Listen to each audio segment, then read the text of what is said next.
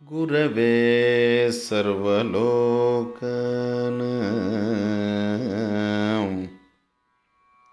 भिषजे भवरोगिणां निधये सर्वविद्यानां दक्षिणामूर्तये नमः। दक्षिणामूर्तये नमः।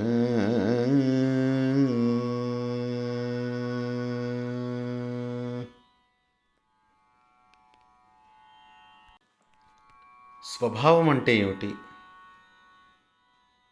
ఒక స్వభావం వల్ల మనిషి యొక్క జీవితం ఏ విధంగా నిర్ణయించబడుతుంది?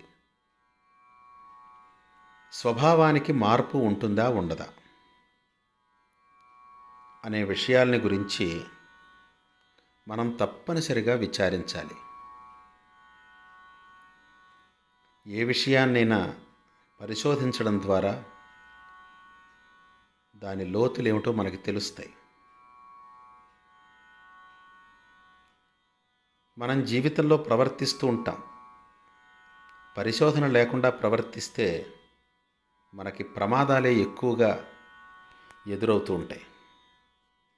అందువల్ల మనిషి జీవిస్తున్నప్పుడు తన యొక్క ప్రవృత్తితో పాటు పరిశోధనని కూడా వెంట తీసుకెళ్తూ ప్రవర్తించాలి. ముఖ్యంగా పరిశోధన ఆత్మ గురించో, పదార్థం గురించో, మనస్సుని గురించో మనిషి చేస్తూనే ఉంటాడు. ఆత్మ అంటే ఏమిటి, మనస్సు అంటే ఎలా ఉంటుంది, మనం చూస్తున్నటువంటి ఈ ప్రపంచం అంతా కూడా నిజంగా ఉన్నదా, నేను పుట్టకముందు దీన్ని ఎలా చూశాను, ఇలాంటి ప్రశ్నలు మనిషిలో ఎన్నో ఉంటాయి.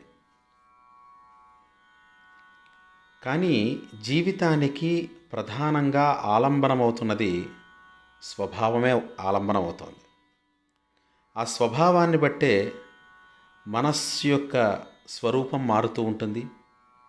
స్వభావాన్ని బట్టే తన యొక్క ప్రవర్తనలన్నీ కూడా దానికి అనుకూలంగా ఉంటాయి. ఈ స్వభావాన్ని గుర్తించిన నాడు మనిషి యోగ సాధనలో ఉన్నత స్థితికి చేరుకోగలుగుతాడు. స్వభావాన్ని కనుక గుర్తించలేకపోతే మనిషి ప్రాకృత జీవిగా ప్రకృతిలో లయిస్తూ సంసారబద్ధుడైపోయి అలాగే అవిద్యలో మరిగిపోతూ ఉంటాడు. అందువల్ల తప్పకుండా స్వభావాన్ని గురించి మనిషి ఆలోచించాలి. శాస్త్రం ఏమంటోందంటే స్వభావో దురతిక్రమః అని అంటోంది. స్వభావాన్ని ఎవరూ అతిక్రమించి జీవితంలో ప్రవర్తించలేరట. స్వభావాన్ని అనుసరించే ప్రవర్తిస్తారు. అయితే వాళ్ళ ప్రవర్తన లోకానికి హాని కలిగించేదిగాను, వాళ్ళ జీవితాలను కూడా పాడు చేసేదిగా ఉంటే వాళ్ళ స్వభావాల్ని మార్చుకోవచ్చు కదా అనే ప్రశ్న కలుగుతుంది. మనిషి యొక్క స్వభావాన్ని బట్టి ప్రవర్తనలు ఉంటే ఆ ప్రవర్తనల వల్ల ప్రమాదాలు వీడు కొని తెచ్చుకుంటాడు, ఎదుటివాడికి ప్రమాదాలని కలిగిస్తూ ఉంటాడు. అటువంటిప్పుడు స్వభావాన్ని మార్చుకుంటే ప్రవర్తనలు కూడా స్వచ్ఛంగా దానికి అనుకూలంగా లోకానికి ఉపకారం చేసేవిగా, తనకి ఎంతో సుఖాన్ని ఇచ్చేవిగా ప్రవర్తనలు మారుతాయి కదా అని కనుక ఆలోచిస్తే ఒక్కొక్క మనిషి అనుకుంటూ ఉంటాడు, తనకు ఏదైనా తను చేసినటువంటి పనుల వల్ల తనకు ఏదైనా ఇబ్బందులు కలిగినా, అవమానం కలిగినా, ఏమన్నా ప్రమాదాలు సంభవించినా అరేరే నా ఆలోచన విధానాల్ని మార్చుకోవాలి, నేను చేసే పనులు ఏవైతే ఉన్నాయో అవి లోకానికి హానికరం కాకుండా మార్చుకోవాలి, దానివల్ల నేను ప్రమాదంలో పడుతున్నాను, అందువల్ల ముఖ్యంగా నా స్వభావాన్నే మార్చుకోవాలి అనుకుంటాడు. పనుల్ని మార్చుకోవచ్చు. తను బాధపడుతున్నప్పుడు నేను ఇలా చేయకూడదు, ఇలా చెయ్యాలి అనుకుంటే కొంతకాలం తాను తన ప్రవర్తనని మార్చుకోవచ్చు. ఆలోచనల్ని కూడా కొంతవరకు కొంతకాలం పాటు మార్చుకుని మంచి ఆలోచనలతోటి ప్రవర్తించవచ్చు. కానీ స్వభావం కనుక దుస్వభావం అయితే ఈ మార్పులన్నీ తాత్కాలికంగానే ఉంటాయి, కానీ శాశ్వతములుగా మార్పులనే ఉండవు. ఎందువల్లంటే స్వభావాన్ని అతిక్రమించి ఎవడూ ప్రవర్తించలేడు కనుక. బాధ వల్ల తను మారాలి అనుకున్నాడు, ఆ బాధ ఎంతవరకు ఉంటుందో తాను అంతవరకే మార్పు కలిగి ఉంటాడు. ఆ బాధ ఎప్పుడైతే తొలగిపోయి తనకి మళ్ళీ లోకమంతా అనుకూలంగా మారుతోందో మళ్ళీ తన పూర్వస్వభావం ఏదైతే ఉందో ఆ స్వభావంతోనే ప్రవర్తిస్తాడు. మళ్ళీ ప్రమాదాన్ని కొని తెచ్చుకుంటాడు, అది వేరే విషయం. అందువల్ల స్వభావాన్ని ఎవరూ కూడా అతిక్రమించలేరు అని శాస్త్రం చెప్తోంది. ఈ స్వభావాన్నే ప్రకృతి అని పిలుస్తున్నారు. ప్రకృతి స్థిరమైంది, దానికి మార్పులు చేర్పులు ఉండవు. ప్రకృతి స్థిరంగా ఉంటుంది. సత్వ రజస్ తమో గుణములు అనే 3 గుణముల యొక్క సమష్టి స్వరూపమే ప్రకృతి. అది ఏ విధంగానూ కూడా మార్పుకు లోను కాకుండా స్థిరమైనటువంటి ఒక స్థానంలో ఉండి అక్కడి నుంచి ఈ ప్రపంచాన్ని నడిపిస్తూ ఉంటుంది. ఈ ప్రపంచంలో ఏర్పడుతున్నటువంటి ఉపాధులు అంటే శరీరాలంటే వస్తువులు, పశుపక్ష్యాది జంతువులు, మనుషులు అని 3 భాగాల్లో శరీరాలు ఉంటాయి. ఈ శరీరాల్లో ఏ ఏ ధర్మాలైతే ఉంటాయో ఆ ధర్మాలను బట్టి అవి స్వభావాలుగా మారి ఆ ఉపాధికి అవి సహకరిస్తూ జీవితాన్ని కొనసాగింపచేస్తూ ఉంటాయి.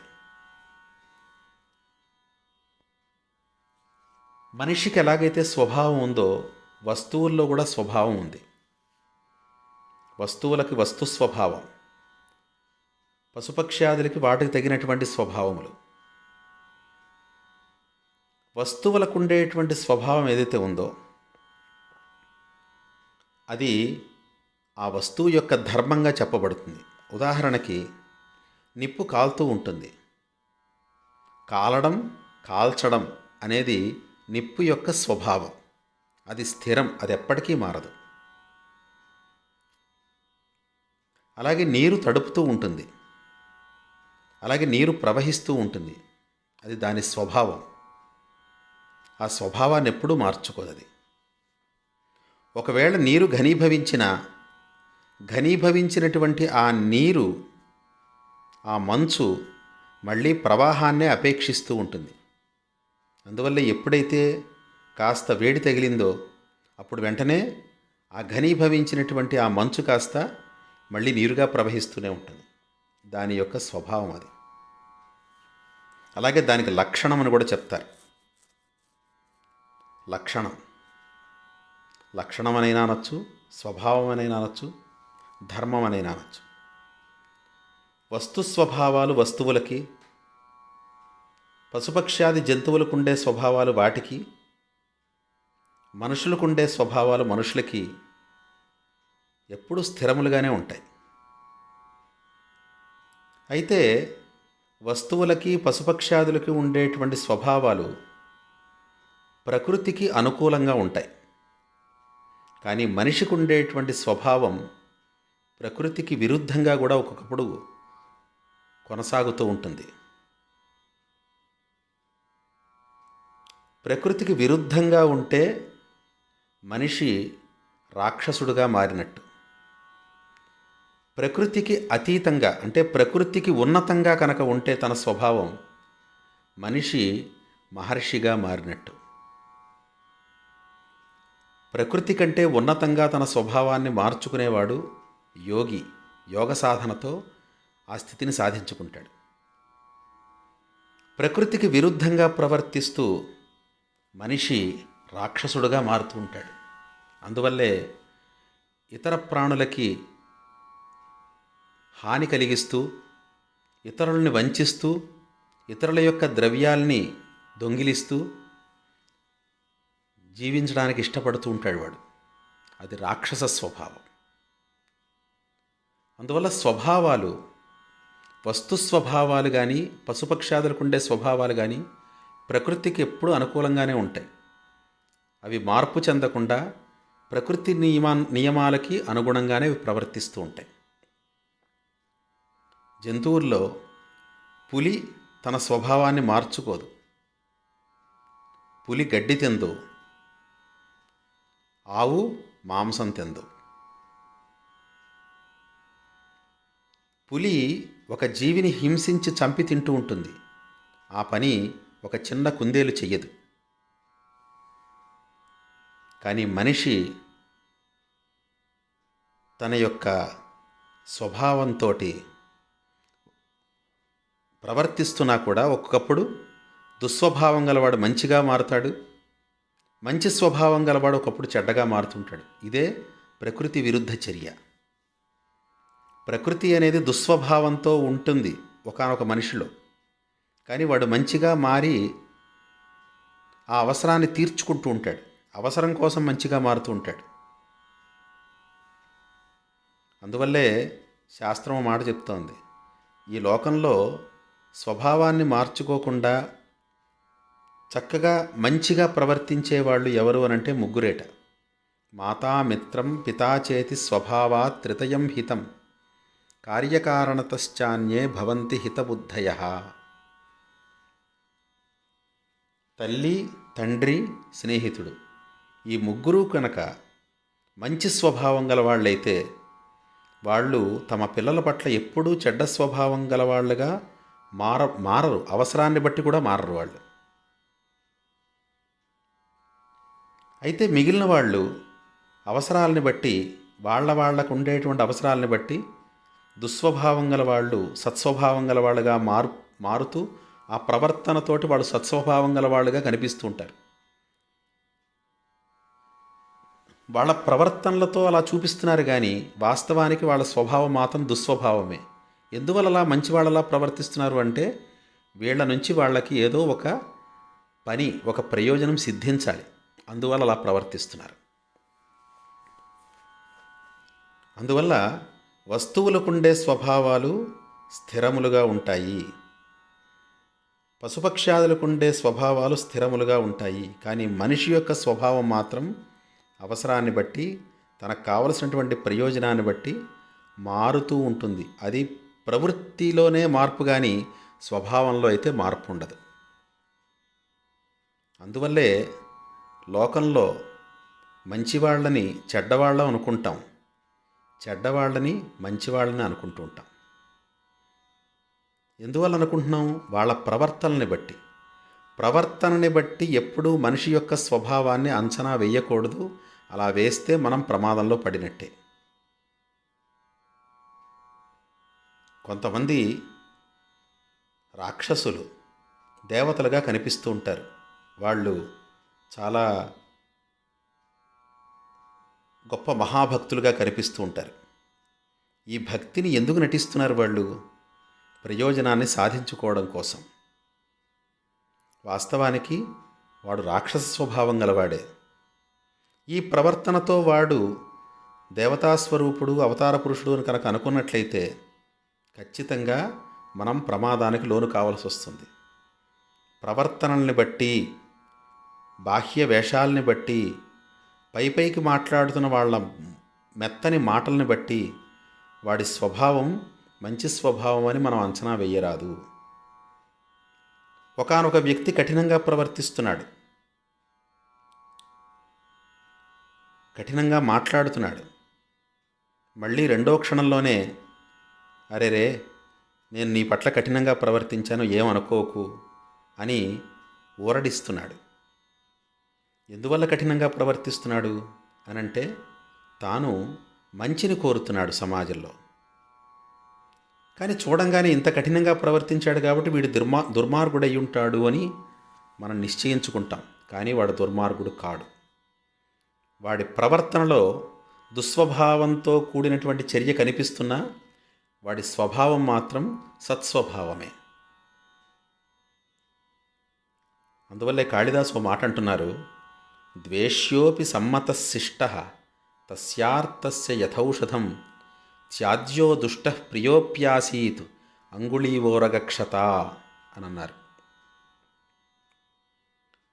ద్వేష్యోపి శిష్టః సమ్మతః, సదాచారపరుడు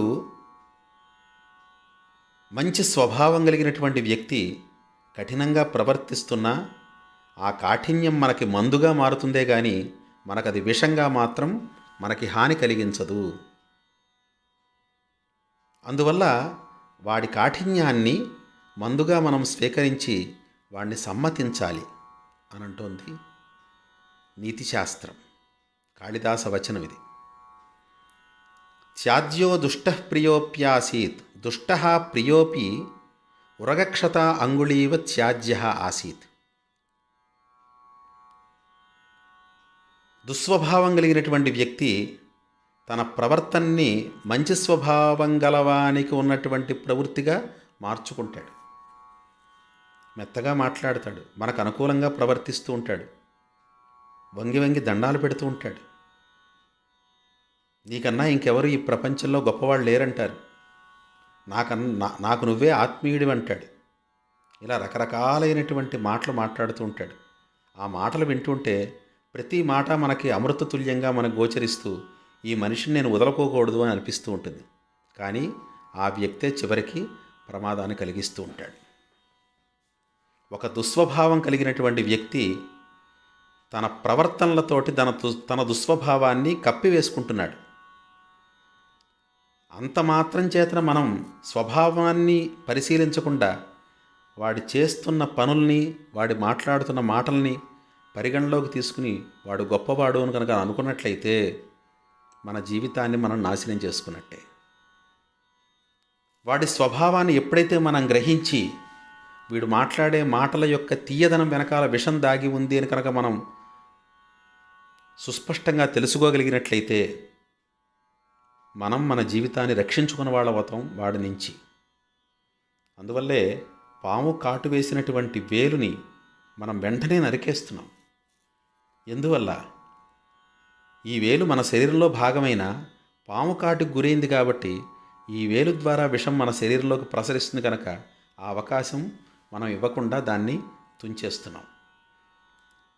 దుష్టుడైనటువంటి వాడు ప్రియవచనాలతోటి మనకు అనుకూలమైనటువంటి పనులతోటి మనల్ని ఆకర్షించే ప్రయత్నం చేస్తున్నా కూడా మనం వాడిని పరిశీలించి పరీక్షించి వీడి ప్రవర్తనల వెనకాల దుస్వభావం ఉందా సత్స్వభావం ఉందా అని పరీక్షించి దానికి అనుకూలంగా కనుక మనం స్వభావాన్నే కనుక మనం పట్టుకున్నట్లయితే విషంతో ఉన్నటువంటి వేల్ని మనం నరికేసినట్టుగా వాడిని కూడా మనం దూరంగా పెట్టగలుగుతాం. ఎందువల్ల పరీక్షించడం అంటే సత్స్వభావం గల వాళ్ళందరూ కఠినంగా ఉండరు, దుస్వభావం గల వాళ్ళందరూ మెత్తగా ఉండరు. ఒక్కప్పుడు అలా జరగచ్చు, అలా జరగకపోవచ్చు. అందువల్లే పరీక్ష. సత్స్వభావం గల వాళ్ళు మెత్తగా మాట్లాడతారు, మృదువుగా ప్రవర్తిస్తారు, మృదువైనటువంటి ప్రవర్తనలతోటి మనల్ని ఆకర్షిస్తూ ఉంటారు. అంత మాత్రం చేతన వాళ్ళలో ఉండేటువంటి స్వభావం దుస్వభావం అని ఇందాక చెప్పిన మాటలు బట్టి అనుకోవడానికి వీల్లేదు. అందువల్లే పరీక్షించాలి. మృదువుగా మాట్లాడుతున్నాడు, మనకు అనుకూలంగా ప్రవర్తిస్తున్నాడు అనంటే మన మంచి కోరేవాడు కూడా అలా ఉండొచ్చు, అలా ఉండకపోవచ్చు. అందువల్లే పరీక్షించి స్వభావాన్ని మాత్రమే మనం పట్టుకోగలగాలి. పై మెరుగులతోటి కేవలం పై కనిపిస్తున్నటువంటి మెరుపుతోటి ఇది బంగారం అనుకున్నట్లయితే అది నకిలీ బంగారం అవ్వచ్చు. అందువల్లే బంగారాన్ని పరీక్షించాలి అని అంటారు. హేమన సంలక్ష్యతే హ్యగ్నౌ విశుద్ధి శ్యామికాపివా. ఒక వ్యక్తి మనతో సాంగత్యం చేయడానికి మన దగ్గరికి వస్తున్నాడు అని అంటే ఆ వ్యక్తిని మనం తప్పనిసరిగా పరీక్షించే మన సాంగత్యంలోకి ఆ వ్యక్తిని ఆహ్వానించాలి. పరీక్షించకపోతే కనుక ఆ వ్యక్తి మనకు అనుకూలంగా కనిపిస్తాడు, కానీ చిట్ట చివరికి మనకి ప్రమాదాన్ని కలిగించే వ్యక్తిగా మారతాడు. ప్రతి విషయంలోనూ కూడా నేనంటే ఏమిటి, అసలు నా స్థితి ఏమిటి, నా స్వభావం ఏమిటి అని తన స్వభావాన్ని శుద్ధంగా గుర్తించినవాడు, శుద్ధ స్వభావం కలిగినటువంటి వ్యక్తుల్ని మాత్రమే తాను చేరదీయాలి. అది కూడా పై ప్రవర్తనలతోటి మాటలతోటి అంచనా వేసి కాదు, స్వభావాన్ని నైపుణ్యంతో పట్టుకుని మాత్రమే. అయితే ఇంకా దుస్వభావం గలవాడు దుష్టుల యొక్క సాంగత్యాన్ని ఇష్టపడుతూ ఉంటాడు. అందువల్ల వాడెవడైనా కనుక మంచిగా ప్రవర్తిస్తుంటే వీడు మంచిగా ప్రవర్తిస్తున్నాడు, వీడు మంచిగా మాట్లాడుతున్నాడు, వీడు ఏమన్నా ధర్మానికి అనుకూలమా అధర్మానికి అనుకూలమా అని వాడు పరీక్షిస్తాడు. వాడు ధర్మానికి అనుకూలమైనట్లయితే వీడి సాంగత్యంలోకి వాడు రానివాడు. అధర్మానికి అనుకూలమని వాడు స్వభావాన్ని నైపుణ్యంతో కనుక పట్టుకుంటే ఓహో వీడు నాకు అనుకూలమని చెప్పి వాడు పైకి సత్ప్రవర్తన కలిగి ఉన్నా కూడా స్వభావం దుష్టమైన స్వభావం కాబట్టి వాడు వీడి దగ్గరికి చేర్చుకుంటాడు. అందువల్లే ప్రకృతిలో వస్తు స్వభావాలు స్థిరంగా ఉంటాయి, పశుపక్ష్యాదుల యొక్క స్వభావాలు స్థిరంగా ఉంటాయి. మనిషి యొక్క స్వభావం రెండు రకాలుగా ఉంటుంది. ప్రకృతి విరుద్ధంగా అయినా ఉంటుంది, ప్రకృతికి ఉన్నతంగా అయినా ఉంటుంది. అయితే ప్రకృతికి లోబడినటువంటి స్వభావాలు ఒక్కొక్కప్పుడు మార్పు చెందడం అనేది మనుషుల్లోనే అనే దాన్ని మనం ఇప్పుడు తెలుసుకున్నాం. ఇటువంటి స్వభావాలైతే మారవు. వాళ్ళ ప్రయోజనాలని బట్టి, వాళ్ళు ఆశించే ప్రయోజనాలను బట్టి వాళ్ళని వాళ్ళు మార్చుకున్నా కూడా తర్వాత మళ్ళీ వాళ్ళ స్వభావాల్లోకి వాళ్ళు చేరిపోతూ ఉంటారనేది కూడా నిశ్చయమైంది. అయితే స్వభావాన్ని అధిగమించేటువంటి అవకాశమే లేదా? స్వభావో దురతిక్రమ అంటున్నారు కదా.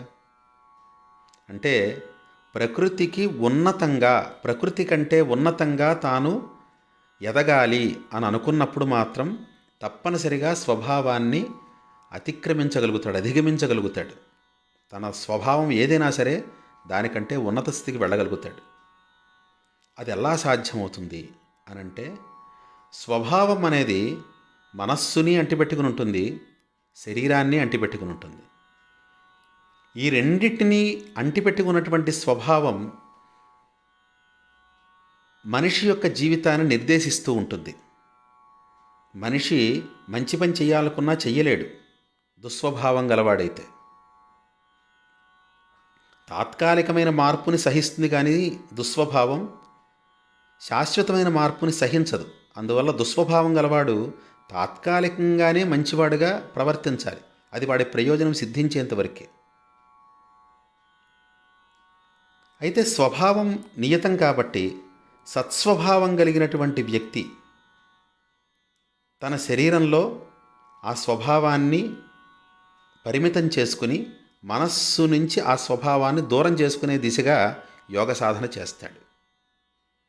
ఇప్పుడు తన యోగ సాధన బలంతో శరీరానికి ఉన్నటువంటి స్వభావం శరీరానికే పరిమితం అవుతుంది, అది ఇంకా మనస్సు మీద ప్రభావితం కాలేదు.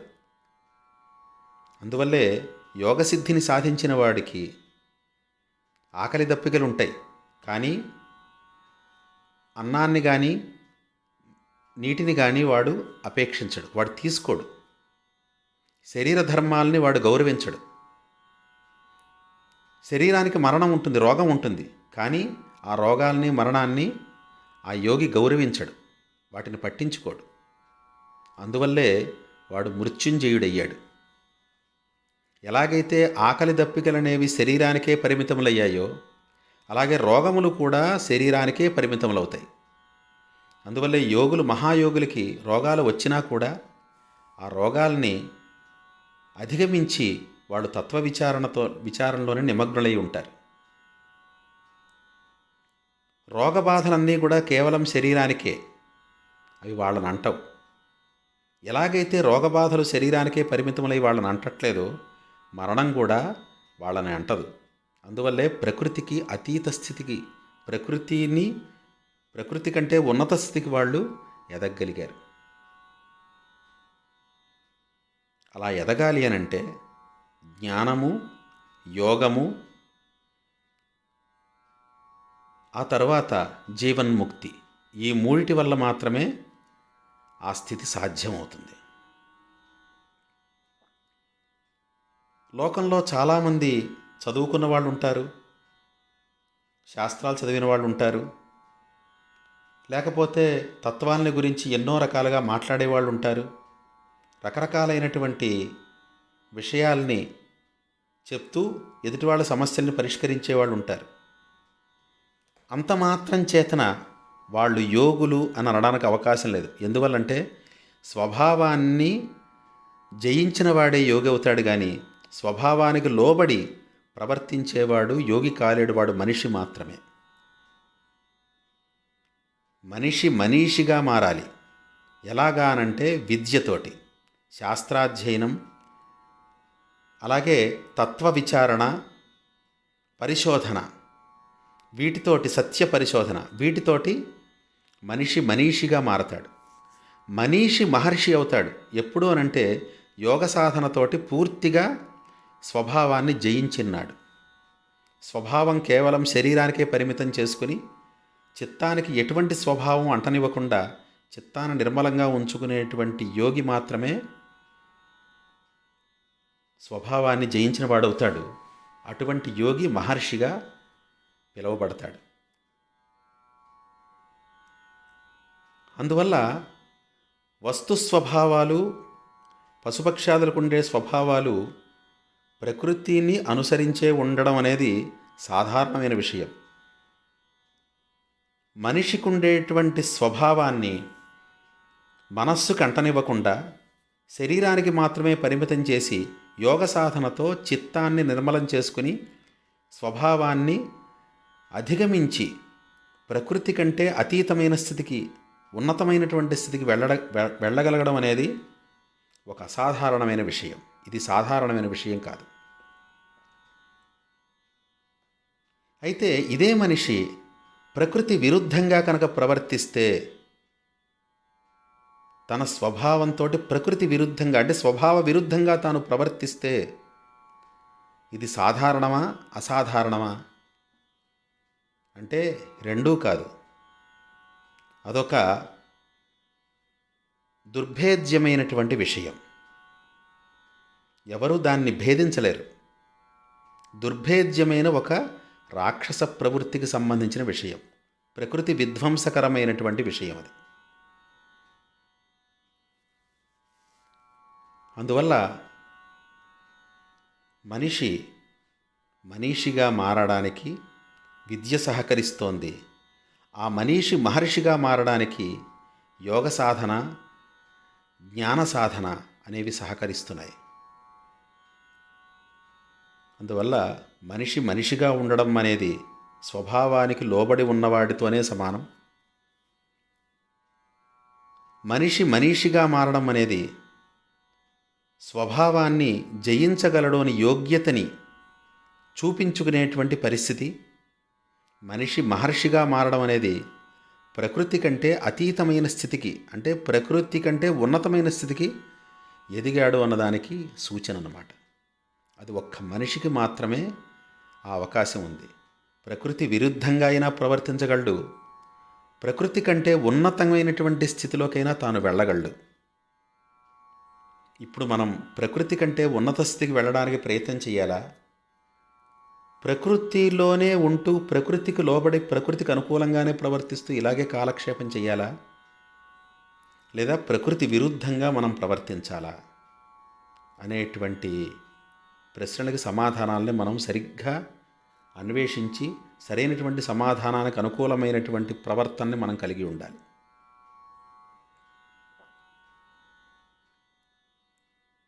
ఈ విషయంలో ప్రతి మనిషి కూడా ప్రమాదానికి గురవుతూనే ఉంటాడు. ఆ ప్రమాదం భౌతికంగా అయినా జరగచ్చు. ఒక మనిషిని నమ్మాడు, ఆ మనిషి వల్ల తాను నష్టపోయాడు. పారమార్థికంగా అయినా ఈ నష్టాన్ని వాడు ఎదుర్కోవచ్చు. ఒకప్పుడు తాను తత్వవిచారణ చేయవలసి ఉండి తత్వ విచారాన్ని విడిచిపెట్టి కేవలం లౌకికములైనటువంటి సుఖాలనే అపేక్షిస్తూ జీవితాన్ని గడుపుతున్నాడు. చిట్ట చివరి స్థితి వచ్చేసరికి అయ్యయ్యో నా మార్గం ఇది కాదు, అనుభవించిన విషయాలన్నీ కూడా నన్ను అవహేళన చేస్తున్నాయి, తనకిష్టమైనటువంటి పదార్థాలను తిన్నాడు, కానీ ఒక వయస్సు వచ్చేసరికి, వయస్సు దాటిపోయేసరికి ఏవి తిన్నాడో ఇంతకుముందు అవి తింటే వాడికి హాని కలిగిస్తున్నాయి. అవి వేటిని అనుభవించాడో ఆ అనుభవించిన వస్తువులన్నీ కూడా వాడికి హాని కలిగిస్తున్నాయి. అయ్యయ్యో నాకు హాని కలిగించే వస్తువులను నేను అంటిపెట్టు కూర్చున్నానే, ఇప్పుడు నా పరిస్థితి ఏమిటి అని ఆలోచిస్తాడు. అలా ప్రమాదంలో పడిపోతుంటాడు. ఏ విధంగా అయినా సరే వ్యక్తుల చేతో, లోకం చేతో, వస్తువుల చేతో వంచబడుతూనే ఉంటాడు మనిషి. ఇలా వంచబడి ప్రమాదానికే గురవుతూ ఉంటాడు. చిట్ట చివరి ప్రమాదం, పెద్ద ప్రమాదం ఏమిటంటే మృత్యువు. ఆ మృత్యువుకి లోబడినటువంటి వాడు యోగి, మృత్యువుకి లోబడేటువంటి వాడు మనిషి. ఇంకా మిగిలినటువంటి పశుపక్షాదులన్నీ కూడా ప్రకృతిని అనుసరించి ఉన్నాయి కాబట్టి భగవద్గీతలో భగవానుడు చెప్పినట్టుగా సర్వభూతాని కౌంతేయ ప్రకృతిం యాంతి మామికాం కల్పక్షయే పునస్తాని కల్పాదౌ విసృజామ్యహం అంటారు. ప్రకృతి లయం అంటారు దాన్ని. సమస్త భూతములు కూడా ఆ శరీరంలో ఆయుర్దాయం ఎంతవరకు నిర్దేశించబడి ఉంటుందో అంతవరకు జీవించి తర్వాత ఆ జీవులన్నీ కూడా ప్రకృతిలో లయించిపోతూ ఉంటాయి. తర్వాత ఈశ్వరాజ్ఞతోటి మళ్ళీ ఆ జీవులన్నీ కూడా వాటి వాటి కర్మానుసారంగా ఉపాధులను ఎత్తుతూ ఉంటాయి. ఇందులో వాటికి స్వాతంత్ర్యం అంటూ ఏం లేదు. ఈశ్వరాధీనంగా, ప్రకృతికి అధీనంగా ఆ జీవులన్నీ అలా నడవవలసిందే. ఒక్క యోగి మాత్రమే స్వతంత్రుడై ప్రకృతి కంటే ఉన్నతమైనటువంటి స్థితికి వెళ్ళగలిగే సామర్థ్యాన్ని సంపాదించగలుగుతాడు. ఆ స్థితిని సంపాదించడానికి మనిషికి మాత్రమే అవకాశం ఉంది. అందువల్లే మనయేవ మనుష్యాణం కారణం బంధమోక్షయో. మనిషి సంసారంలో పడి పతనమైపోవడానికైనా, మనిషి ఈ సంసారం నుంచి విముక్తుడై ప్రకృతి కంటే ఉన్నతమైనటువంటి స్థితికి ఎదగడానికైనా తన మనస్సే కారణమవుతూ ఉంటుంది. అందువల్ల స్వభావాన్ని అధిగమించడానికి కూడా మనస్సే సహకరిస్తుంది. అది యోగ సాధనతో సాధ్యమవుతుంది అని మనకి పెద్దలు చెప్పారు. యోగ సాధన వెనువెంటనే జ్ఞాన సాధన, వెనువెంటనే అపరోక్షానుభూతి. ఈ మూడు కూడా వరుసగా ఏర్పడతాయి అని చెప్తారు. ఇది మన భారతీయులకి, మన పూర్వీకులు, మన మహర్షులు ఇచ్చినటువంటి గొప్ప సంపద. అయితే ఈ లోపల మనం జీవిస్తున్నప్పుడు మనతో సాంగత్యం చేస్తున్నటువంటి వ్యక్తులు కానీ, మన చుట్టూ ఉన్నటువంటి ప్రదేశాలు కానీ, మనం ఉపయోగించుకునేటువంటి వస్తువులు కానీ మనకి హాని కలిగించేవిగా ఉన్నాయా లేదా అని మనం చూసుకోవాలి. ఒక పండు కనిపిస్తుంది, ఆకర్షణీయంగా ఉంటుంది, అది తినదగింది అని మనం అనుకుంటాం. కానీ అది విషం, మనకి హాని కలిగిస్తుంది. ఒక పండు ఉంటుంది, చూడ్డానికి వికృతంగా ఉంటుంది, అది తింటే మనకి హాని కలుగుతుందేమో అనుకుంటాం. కానీ అది తింటున్నప్పుడు చాలా తీయగా ఉంటుంది, మనకెంతో మేలు చేస్తూ ఉంటుంది. వస్తువులు కూడా మనల్ని భ్రమింపచేస్తూ ఉంటాయి, వ్యక్తులు మనల్ని భ్రమింపచేస్తూ ఉంటారు. సత్స్వభావం గలవాడు దుస్వభావం గలవాడుగా కనిపిస్తాడు వాడి ప్రవర్తనలతోటి, దుస్వభావం గలవాడు సత్స్వభావం గలవాడుగా కనిపిస్తాడు వాడి ప్రవర్తనలతోటి. అందువల్లే మనం విద్యా మార్గంలో శాస్త్ర దృష్టితో పెద్దలు మనకి ఇచ్చినటువంటి జ్ఞాన సంపద ఏదైతే ఉందో, శాస్త్ర రూపంగా మనకి ఇచ్చినటువంటి జ్ఞాన సంపద, అటువంటి జ్ఞాన సంపదతోటి మనం స్వభావాలని పసిగట్టాలి, వెతికి పట్టుకోవాలి. మనం స్వభావాలను ఎప్పుడైతే వెతికి పట్టుకున్నామో, పామరులు స్వభావాల్ని పట్టుకోలేరు. పైపైకి కనిపించేటువంటి ప్రవర్తనలతోనే మంచివాళ్ళని చెడ్డవాళ్ళనుకుని వెళ్ళిపోతూ ఉంటారు, ప్రమాదంలో పడుతూ ఉంటారు.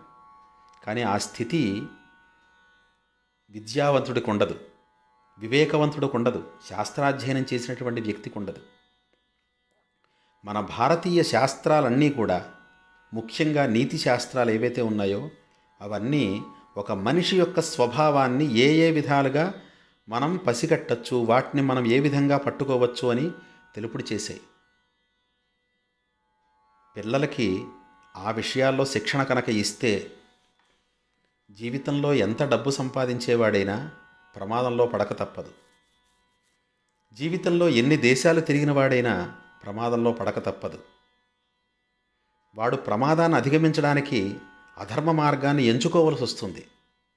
అటువంటి దుర్గతి లేకుండా తాను కనుక శాస్త్రాధ్యయనాన్ని బలవత్తరంగా కనుక సాధిస్తే, మంచి విద్యని, మంచి వివేకాన్ని తాను సాధిస్తే తప్పకుండా జీవితంలో ఏ రకములైనటువంటి ప్రమాదాలకి లోను కాకుండా తాను ఉత్తమంగా జీవించగలుగుతాడు.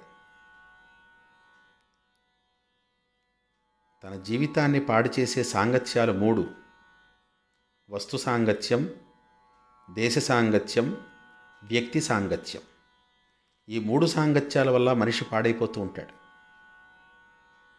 మంచేమో అనుకుంటాడు, కానీ చెడుని తెలుసుకోలేకపోతాడు. చివరికి తెలుసుకుంటాడు, అప్పటికే వీడి జీవితం చాలా పాడైపోతూ ఉంటుంది. అందువల్లే మనిషి నైపుణ్యాన్ని సాధించుకోవాలి. జీవితం అనేది సులభంగా గడపగలము అని ధైర్యంతో సాధించదగినటువంటిది కాదు జీవితం అంటే. ఎలాగైనా నేను సుఖంగానే గడుపుతాను జీవితాన్ని అని అనుకుంటాడు, కానీ మనిషి ఎప్పుడు కూడా సుఖంగా జీవించడానికి వాడికి ఎప్పుడూ అవకాశం ఉండదు. అందువల్ల సుఖంగా జీవించడానికి అవకాశాలు తక్కువ అవివేకికి, పామరుడికి. సుఖంగా జీవించడానికి అవకాశాలు ఎక్కువ ఎవరికి? జ్ఞానికి, శాస్త్రజ్ఞానం కలిగినటువంటి వ్యక్తికి, వివేకవంతుడికి.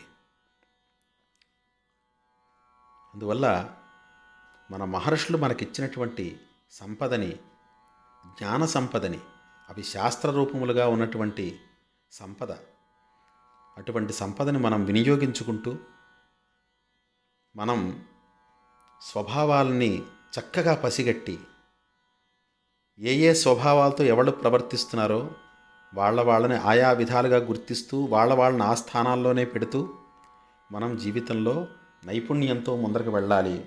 అలా వెళ్ళడానికి మనం చక్కటి మార్గాన్ని నిర్మించుకోవాలి.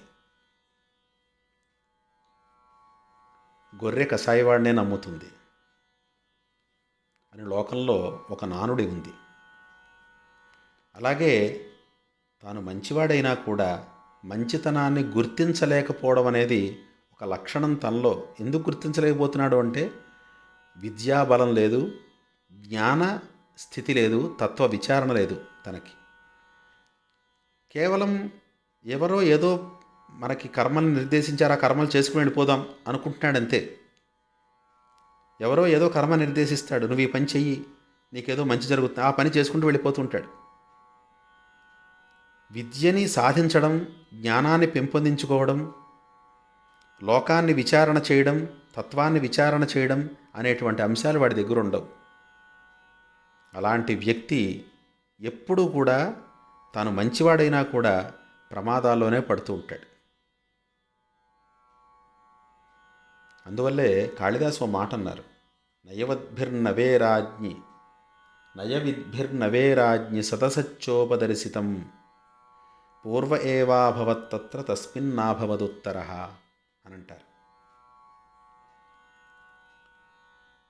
చిన్నతనంలో కేవలం మంచికి సంబంధించిన విషయాలే మనం గ్రహిస్తూ ఉంటాం, ఆ విద్యనే మనం అభ్యసిస్తూ ఉంటాం.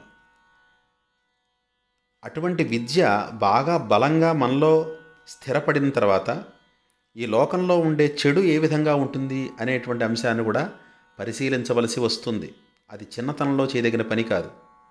విద్యాబలంతో, వివేకంతో, ఉత్తమమైనటువంటి జ్ఞానంతో ప్రపంచంలో చెడును కూడా వాడు పరిశీలిస్తూ ఉంటాడు.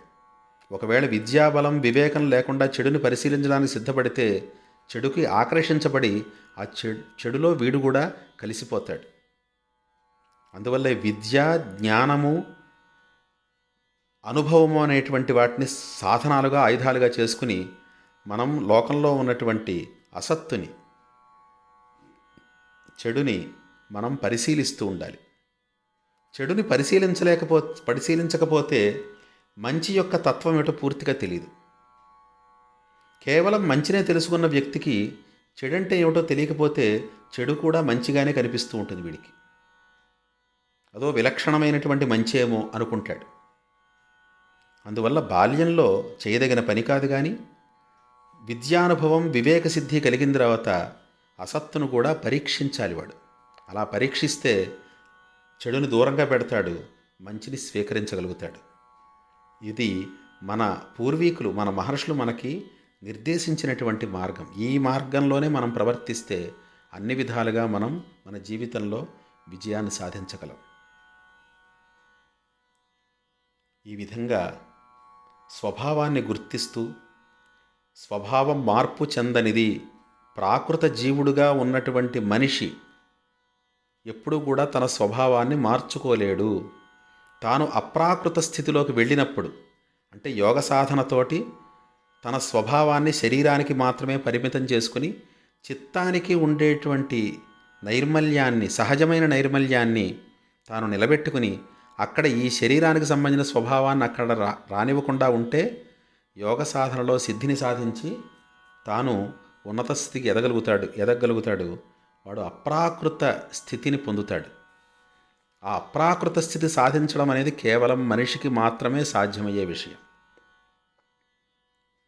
అందువల్ల అప్రాకృతి స్థితిని సాధించడానికి ఒక్క మనిషిగా తాను తన కర్తవ్యాల్ని నిర్వర్తిస్తూ ఉండాలి.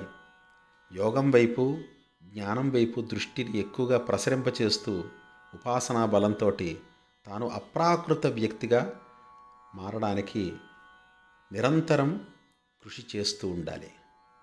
ఇది మనిషికి ముఖ్యమైన కర్తవ్యం. లేకపోతే శరీర ధర్మానికే లోబడి శరీరంలో ఏర్పడినటువంటి అహంకారం ఏదైతే ఉందో అదే గొప్ప అహంకారం, అదే ఆత్మతత్వం అనుకుని భ్రాంతిపడి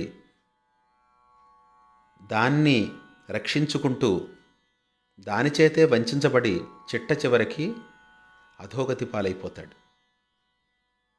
ఈ విషయాన్ని చాలా జాగరూకతతో విచారించాలి. స్వభావో దురతిక్రమ, స్వభావం అతిక్రమించలేనిది. ఏ స్వభావం? వస్తు స్వభావం, పశుపక్ష్యాదులకు ఉండే స్వభావం, మనిషికి ఉండే స్వభావం.